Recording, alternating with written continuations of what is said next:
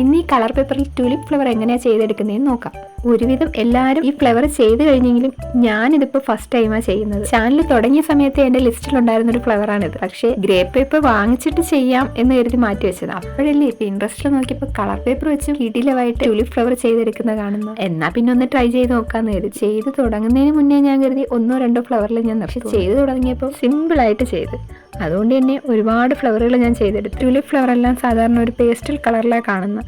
പക്ഷേ എൻ്റെ കയ്യിൽ ഈ കളറേ ഉണ്ടായിരുന്നുള്ളൂ. എന്നാലും ഫൈനൽ ലുക്ക് കണ്ടപ്പോൾ എനിക്ക് ഒരുപാട് ഇഷ്ടമായി. ട്യൂലിപ്സിന്റെ പണി നടക്കുന്നതിന്റെ ഇടയിൽ കൂടെ ഒരു കാര്യം പറയട്ടെ, നമ്മുടെ ഗീവയുടെ കാര്യം മറക്കല്ലേ. പുതുതായി എൻ്റെ ചാനൽ കാണുന്നവർക്ക് വേണ്ടിയിട്ട് പറയുക, ഒക്ടോബർ 10-നാണ് നമ്മളെ ഗീവയുടെ വിന്നേഴ്സിനെ തിരഞ്ഞെടുക്കുന്നത്. വിന്നർ ആവാൻ എന്താ ചെയ്യാന്നല്ലേ, നമ്മുടെ ചാനൽ സബ്സ്ക്രൈബ് ചെയ്തിരിക്കണം, അതുപോലെ തന്നെ കമന്റ് ചെയ്യണം. ഏറ്റവും കൂടുതലും കമന്റ് ചെയ്തിരിക്കുന്നവരിൽ നിന്നും 3 പേരെയാണ് വിന്നേഴ്സായിട്ട് തിരഞ്ഞെടുക്കുന്നത്.